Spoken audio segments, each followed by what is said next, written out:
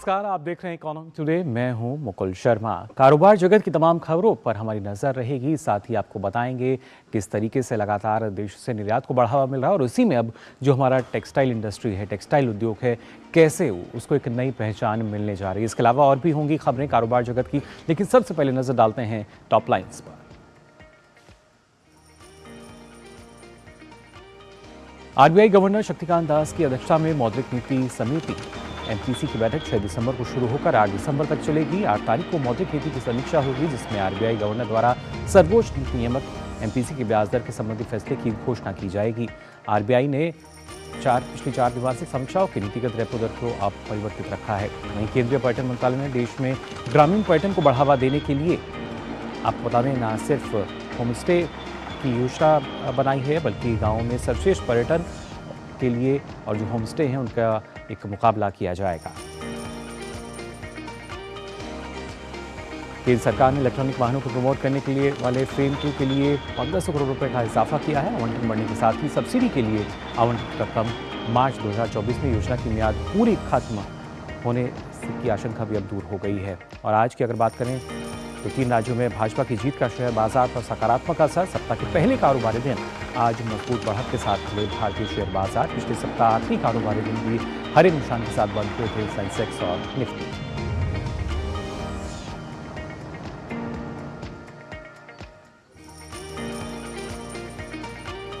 तो आज की जो टॉप लाइन्स हैं वो हमने आपको बताएं और यहाँ पे अब हम शुरुआत करेंगे खासतौर से जो बाजार की स्थिति है वो क्या अभी तक दर्ज की जा रही है। सबसे पहले अगर गिफ्ट निफ्टी की बात की जाए, वहाँ पे किस तरह का जो अभी तक स्थिति हम देख पा रहे हैं। आप देख सकते हैं 149.50 की जो बढ़त है वो यहाँ दिख रही है, यानी 20,643 अंकों के साथ गिफ्ट निफ्टी जो है वो आज नज़र आ रहा है। वहीं अगर बात की जाए सेंसेक्स ओपनिंग की, तो आप देख सकते हैं 877.43 अंकों की बढ़त और उसके बाद 68,358.62 पर सेंसेक्स की जो ओपनिंग है वो हुई है। कहीं ना कहीं एक अच्छी खासी तेज़ी जो है वो नज़र आ रही है। हरे निशान के साथ जो बाजार है वो आज खुले हैं। इसके अलावा अगर बात की जाए निफ्टी 50 ओपनिंग की, तो यहाँ भी एक तेज़ी हम देख पा रहे हैं। 287.20 की जो तेज़ी है वो नज़र आ रही है और देखा जाए तो 20,555.10 निफ्टी 50 की जो ओपनिंग है वो आज दर्ज की गई है। तो जान लिया आपने किस तरीके से एक तेज़ी नज़र आ रही है और ऐसे में जो टॉप गेनर्स हैं आज के वो कौन कौन से हैं आप देख सकते हैं। सबसे पहले अगर अडानी एंटरप्राइज की हम बात करें, 6.86% की तेज़ी इसमें नज़र आ रही है। अडानी पोर्ट्स में 4.45% की तेज़ी है।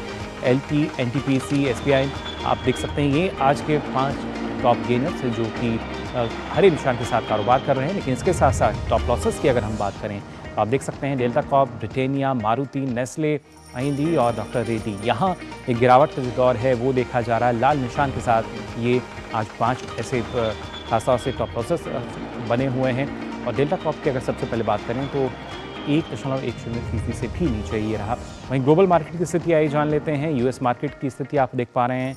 S&P 500 नेस्डेक की अगर बात की जाए तो हरा निशान जो है नज़र आ रहा है, यानी बढ़त थोड़ी सी बनी हुई है। वहीं डॉ जोन्स फ्यूचर्स की बात की जाए तो करीब 34.61 अंक ये नीचे आया है, गिरावट इसमें दर्ज की गई है। तो ये तो बात हुई यूएस मार्केट की, किस तरीके से जो कारोबार है वो हो रहा है। यूरोपियन मार्केट की अगर बात की जाए तो यहाँ आप देख सकते हैं हरा निशान लगातार बना हुआ है। एफटीएसी में आप देख सकते हैं 75.60 की तेज़ी है। सीएसी में 35.38 की। टैक्स की अगर बात की जाए 182.09 की जो तेज़ी है वो इसमें बनी हुई है। तो कहीं ना कहीं तेज़ी के साथ कारोबार जो है वो यूरोपियन मार्केट में नज़र आ रहा है। इसके अलावा एशियन मार्केट की क्या स्थिति है आइए उस पर भी नज़र डालते हैं। आप देख सकते हैं कि अगर बात की जाए हैंग की बात करें तो गिरावट फिलहाल इसमें नज़र आ रही है। कॉस्पी में मामूली बढ़त 14.14 अंकों की तेज़ी के साथ 2519.15 पर ये बना हुआ है। जबकि आपने देखा निकाई और हैंग की अगर बात की जाए तो कैसे जो गिरावट है वो फिलहाल यहाँ बनी हुई है। तो जान लिया आपने कैसे मार्केट की स्थिति है। ब्रेंट क्रूड की स्थिति क्या है वो आपको बता देते हैं।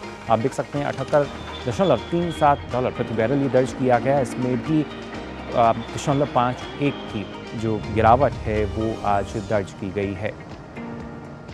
तो जाना आपने मार्केट की स्थिति क्या बनी हुई है और साथ ही मार्केट अपडेट जो है वो आपको हम बता रहे हैं। अभी का जो ताज़ा है वो सेंसेक्स जो है करीब 1000 से ऊपर अंकों की जो तेज़ी है वो दर्ज की गई है। 1033.80 और 68,514.99 पर फिलहाल जो सेंसेक्स है वो बना हुआ है। निफ्टी 50 की अगर बात की जाए 306.70 की तेज़ी है। निफ्टी बैंक में भी 901 की जो तेज़ी है वो नज़र आ रही है। तो अच्छी खासी शुरुआत आज मार्केट की यहाँ देखने को मिल रही है सप्ताह के पहले दिन, और जो तेज़ी है उम्मीद यही कि आने वाले समय में ये नज़र आएगी। लेकिन फिलहाल आज की जो अपडेट है वो आपने जान ली किस तरीके से एक जो हरा निशान है उसके साथ कारोबार होता नजर आया। फिलहाल हम यहाँ रुक रहे हैं छोटे से ब्रेक के लिए, आप बने रहिए डीडी न्यूज़ पर।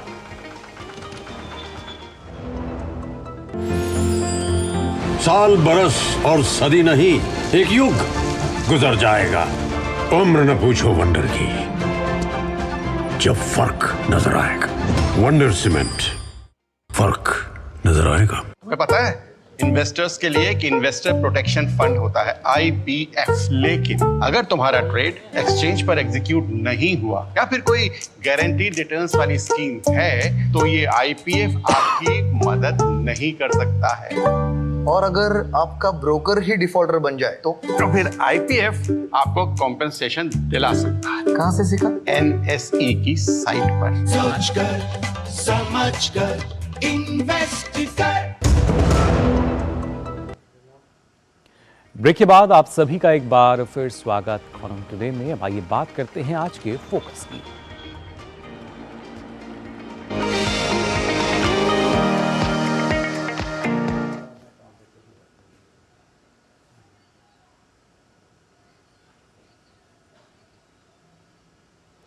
वैश्विक बाजार में भारत के बढ़ते दबदबे के बीच अब टेक्सटाइल उद्योग नई पहचान बनाता नजर आएगा, जिसके लिए सरकार ने खाका भी तैयार कर लिया है।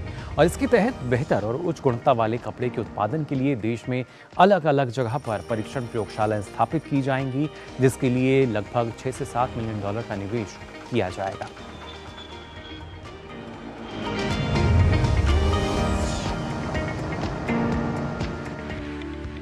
देश से लगातार निर्यात को बढ़ावा मिल रहा है, जिसका फायदा अर्थव्यवस्था को भी मिलता नजर आ रहा है। इसी कड़ी में अब सरकार घरेलू उपभोक्ताओं के साथ ही निर्यात बाजारों के लिए कपास और वस्त्रों की उच्च गुणवत्ता सुनिश्चित करने पर फोकस कर रही है। हाल ही में अंतर्राष्ट्रीय कपास सलाहकार समिति की 81वीं पूर्ण बैठक के उद्घाटन के दौरान केंद्रीय कपड़ा, वाणिज्य और उद्योग और उपभोक्ता मामले, खाद्य और सार्वजनिक वितरण मंत्री पीयूष गोयल ने कहा कि अगले 15 दिनों में देश भर में परीक्षण प्रयोगशालाओं की एक श्रृंखला को मंजूरी दी जाएगी। हाई क्वालिटी वाले कपास और कपड़ा परीक्षण प्रयोगशालाओं की स्थापना के लिए भारतीय मानक ब्यूरो के साथ मिलकर काम किया जाएगा। केंद्रीय मंत्री ने कहा कि देश में आधुनिक उच्च गुणवत्ता वाली परीक्षण प्रयोगशालाएं स्थापित की जाएंगी। इसके लिए लगभग 6 से 7 मिलियन डॉलर का निवेश किया जाएगा, जिससे भारत में उच्च गुणवत्ता वाले कपड़ा उत्पाद उपलब्ध हों। साथ ही आधुनिक प्रौद्योगिकी के साथ AI के उपयोग की भी सलाह दी गई। भारत 2047 तक 35 ट्रिलियन डॉलर की अर्थव्यवस्था बन जाएगा। वहीं कपड़ा उद्योग को 2030 तक 250 बिलियन अमेरिकी डॉलर के उद्योग की उम्मीद है, जिससे 2030 तक निर्यात को 100 बिलियन अमेरिकी डॉलर से अधिक तक बढ़ाने के प्रयास किए जा रहे हैं। साथ ही तकनीक विकसित करने के लिए नवाचार की आवश्यकता पर भी जोर दिया गया। इस दौरान पीयूष गोयल ने प्रधानमंत्री के 5F फॉर्मूले का जिक्र किया, जिसके तहत फार्म से फाइबर, फाइबर से फैक्ट्री, फैक्ट्री से फैशन, फैशन से फॉरेन की श्रृंखला को मजबूत करना है। भारत आने वाले समय में टेक्सटाइल मूल्य श्रृंखला में एक अहम स्थान लेने जा रहा है और आगे चलकर कस्तूरी कपास भी उच्च गुणवत्ता वाले टैक्स का प्रतीक होगा। विशेषकर किसानों को समर्थन देने के लिए इन प्रयोगशालाओं के लिए 100% वित्त पोषण केंद्र सरकार करेगी। इसका मकसद ये सुनिश्चित करना है कि धीरे धीरे उन्हें बेहतर गुणवत्ता वाले कपास के उत्पादन के लिए मान्यता मिल सके और उन्हें इसके लिए अच्छा मूल्य मिलना शुरू हो जाए। वहीं अंतर्राष्ट्रीय कपास सलाहकार समिति की 5 दिसंबर को होने वाली बैठक में 35 देशों के 300 विदेशी प्रतिनिधि हिस्सा ले रहे हैं। इनमें विभिन्न कपास उत्पादक और उपभोक्ता, देशों के सरकारी प्रतिनिधि, उद्योगपति, व्यापार प्रतिनिधि, वैज्ञानिक और शोधकर्ता शामिल हैं। Bureau report, DD news.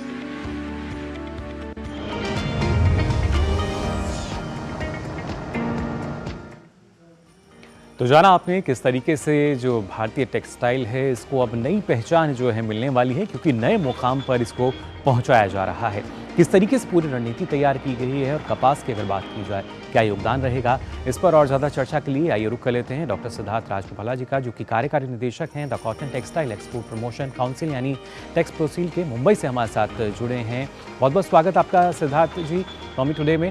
सबसे पहले जानना चाहेंगे आपसे किस तरीके से आप देख पा रहे हैं, क्योंकि जब हम भारतीय टेक्सटाइल की बात करते हैं और अभी तक की स्थिति हमने देखी, क्या इजाफा जो है वो फिलहाल अब नजर आ रहा है, क्योंकि निर्यात को भी इसके जरिए हम बढ़ाने की बात कर रहे हैं? नहीं, एक आपने जैसे अभी अपने वीडियो में भी दिखाया है, एक हम एक नए मुकाम पे जा रहे हैं बेसिकली, जहाँ पे हम लोग क्वालिटी को एम्फसाइज करेंगे। गुणवत्ता जो है वो एक तरह से एक मंत्र बन रहा है। उसमें कह रहे हैं हम कि यहाँ तक गुणवत्ता जब आएगी सामने तो उसके साथ आपके साथ जो है आपका प्राइस भी मिलेगा, आपका प्रोडक्ट भी बढ़ेगा। तो उस हिसाब से एक एम्फेसिस जो आया हुआ है और लैब्स की बात हुई है, तो वो आगे जाके काफी एक तरह से इम्पोर्टेंट स्टेप माना जाएगा, बिकॉज की इशू जो टेक्सटाइल में है वो मॉडर्नाइजेशन का है जी। और आधुनिकीकरण जब तक नहीं होगा तब तक आप जो है मार्केट को इतना ज्यादा अपना प्रेजेंस नहीं दिखा पाएंगे जी। डॉक्टर सिद्धार्थ, लेकिन कहाँ गुंजाइशें अभी हम मान सकते हैं, क्योंकि जो जिस तरह से अभी तक का हमारा पूरा मार्केट बना हुआ है और जो नई लैब्स की जो बात कही गई है देश के, अभी क्या ये स्थिति पता चल पाई है कि कहाँ जो लैब्स हैं स्थापित की जाएंगी और किस तरीके से जो नई तकनीक है, प्रौद्योगिकी है, AI के भी उपयोग की बात इसमें कही जा रही है, किस तरीके से इसका उपयोग होगा? नहीं, इम्पोर्टेंट ये है कि हर जगह जो है हमने देखा है कि ये टेक्नोलॉजी का आज बहुत ही इंपॉर्टेंट रोल हो गया है जी। टेक्सटाइल जो एक ट्रेडिशनल आइटम है वो टेक्नोलॉजी के माध्यम से एक मॉडर्न आइटम हो चुका है। टेक्निकल टेक्सटाइल जो एप्लीकेशन टेक्सटाइल आ गया है जी। तो अब ये जो लैब्स कहा गया है ये बहुत जरूरी जो प्रोडक्शन सेंटर्स हैं उनके पास होना चाहिए, बिकॉज अल्टीमेटली क्या है, कोई कपास हो या कोई कपड़ा हो उसको टेस्ट कराना है, उसकी क्वालिटी पैरामीटर्स देखने हैं, उसका जो वेरियस इश्यूज है, जैसे अगर कॉटन को लेते हैं तो उसमें वेस्ट का मामला आता है, उसमें आपका ट्रैश का मामला आता है, उसमें स्ट्रेंथ का मामला आता है, मॉइस्चर कंटेंट है। तो ये सब जो है एक जो फैक्टर्स हैं, आज ये बात सामने आ गई कि इन फैक्टर्स को अगर जब तक कंट्रोल नहीं करेंगे तो हमारा क्वालिटी नहीं बढ़ पाएगा। और ये लैब जो बात हुई है और बहुत ही इंपॉर्टेंट है, बिकॉज आज देखेंगे कि दुनिया में टेक्नोलॉजी जो है बहुत बढ़ रही है और टेक्नोलॉजी की एक कॉस्ट है, और वो कॉस्ट जो है अपने जैसे कंट्रीज में थोड़ा सा हम लोगों को दिक्कत आती है। तो गवर्नमेंट के सपोर्ट से जब लैब बनेंगी जी और अपने जो साइंटिस्ट हैं या जो लैब टेक्नीशियंस हैं वो ट्रेन होंगे, बिकॉज हमारे पास एक बहुत ही स्ट्रॉन्ग बेस है ऑफ टेक्निकल पीपल। इस देश में काफी टेक्निकल लोग हैं और काफी टेक्निकल इंस्टीट्यूट्स काम कर रहे हैं जी। तो अगर ये लैब में हम लोग नई टेक्नोलॉजी जैसे आ रही है उन टेक्नोलॉजी को अगर अडॉप्ट करें वो एक इम्पोर्टेंट स्टेप होगा जी। जैसे फॉर एग्जांपल उसमें जैसे कॉटन में आप देखेंगे there is the isotopic test कहते हैं जी, जो डीएनए टेस्टिंग है। अब डीएनए टेस्टिंग की फैसिलिटीज हमारे यहाँ नहीं है जी। और टेक्नोलॉजी अगर आप बाहर से लाते हैं तो उसका एक्सपेंसिव है।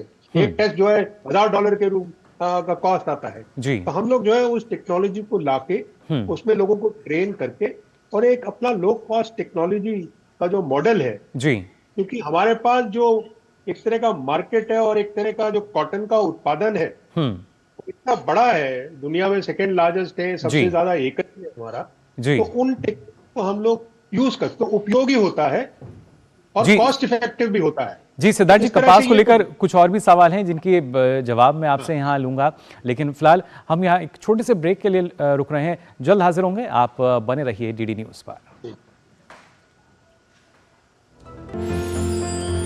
साल बरस और सदी नहीं, एक युग गुजर जाएगा।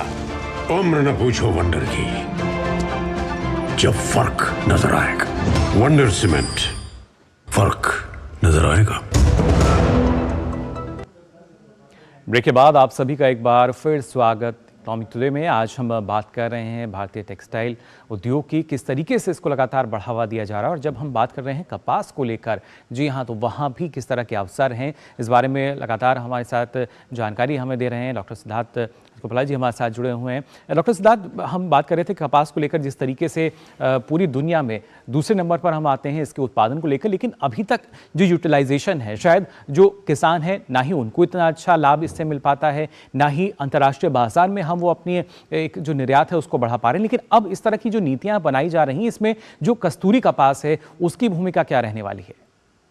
एक बहुत ही बढ़िया प्रयास, एक अच्छा प्रयास है इंडिया के कपास को ब्रांड करने का। जी, आज जो दुनिया में जो है, आप देखते हैं कंज्यूमर डिफरेंशिएशन चाहता है, सेगमेंटेशन चाहता है, वो कहता है कि भाई आप नया दिखाइए कुछ। तो हमारा जो ये कस्तूरी का प्रोग्राम है, इसमें हमारे पूरे कपास में जितना भी अपना उत्पादन है, उसमें स्टैंडर्डाइज्ड तरीके से हम लोग उसको एक स्पेसिफिकेशन बेस्ड ट्रैकिंग करेंगे, जिसमें हम लोग मॉइस्चर कंटेंट और उसके जितने भी आयाम है, ट्रैश कंटेंट, उन सबको कंट्रोल करके दुनिया को बताएंगे कि ये सब मापदंड जो हमने दिए हुए हैं, स्पेसिफिकेशन, इन मापदंडों पे खरा उतरता है और ये कस्तूरी कहलाता है, क्योंकि ये बेस्ट क्वालिटी कॉटन है इंडिया से।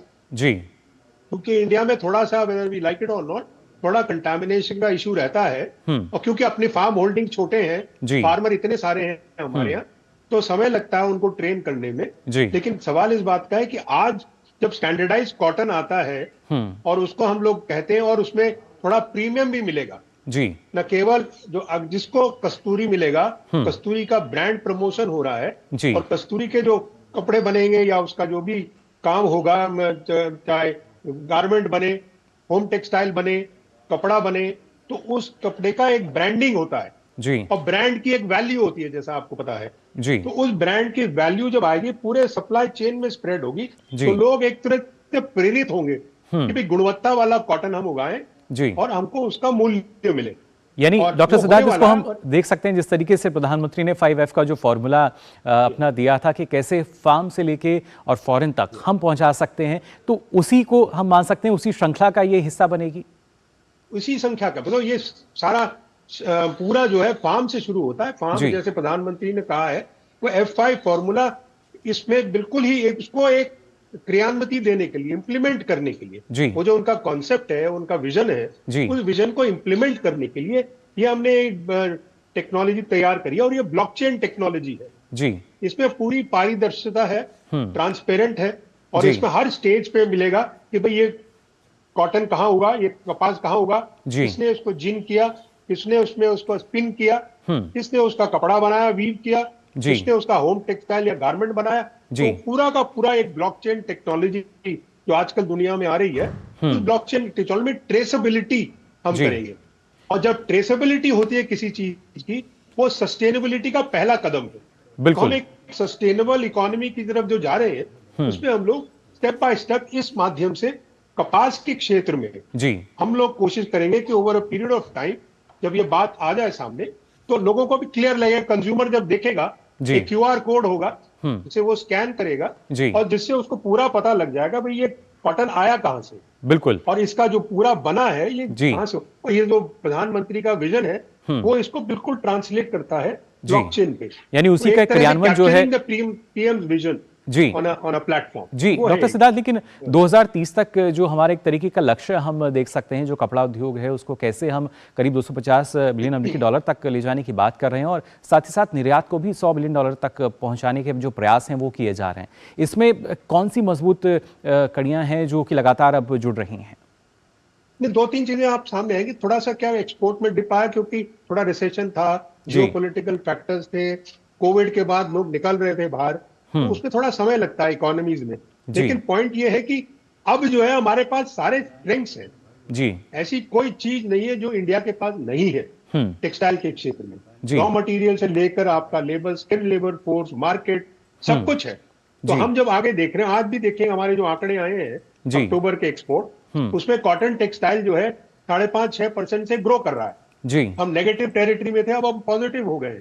तो आगे जाके हम ये देखते हैं, क्योंकि कॉटन जो है भारत की एक धरोहर सी है, एक अपना हेरिटेज है, तो उसका ही कॉम्पिटिटिवनेस हमको बनाए रखना है।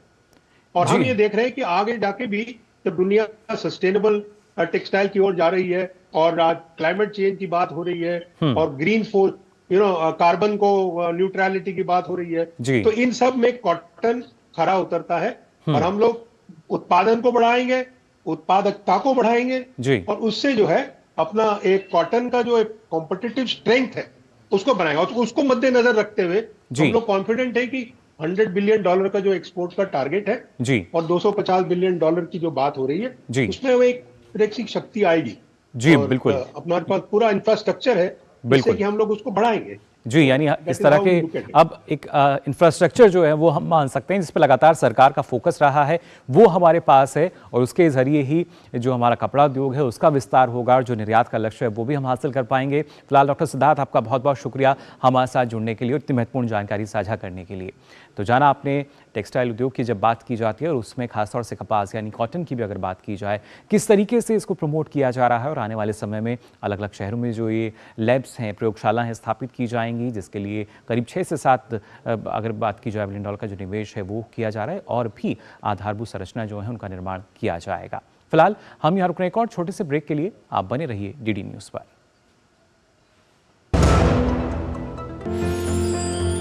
साल बरस और सदी नहीं, एक युग गुजर जाएगा। उम्र न पूछो वंडर की, जब फर्क नजर आएगा। वंडर सीमेंट, फर्क नजर आएगा। ब्रेक के बाद आप सभी का एक बार फिर स्वागत कॉइन टुडे में। आज अभी तक आपने जाना बाजार की स्थिति कैसी है और साथ ही जब टेक्सटाइल उद्योग की हमने भी यहाँ बात की, अब आइए आगे बढ़ते हैं और नजर डालते हैं कारोबार जगत की कुछ और खास खबरों पर फटाफट अंदाज में। आरबीआई गवर्नर शक्तिकांत दास की अध्यक्षता वाली मौद्रिक नीति समिति की बैठक 6 दिसंबर को शुरू होगी। मौद्रिक नीति के संदर्भ में सर्वोच्च नीति नियामक एमपीसी के ब्याज दर पर संबंधी फैसले की घोषणा 8 दिसंबर को की जाएगी। एमपीसी मौद्रिक समीक्षा के दौरान नीतिगत दरों में बदलाव से लगातार 5वीं बार परहेज कर सकती है। मौद्रिक नीति समिति ने मई 2022 से फरवरी 2023 के बीच रेपो दर में 250 आधार अंक का इजाफा कर दिया, जिससे यह 6.5% पर पहुंच गई।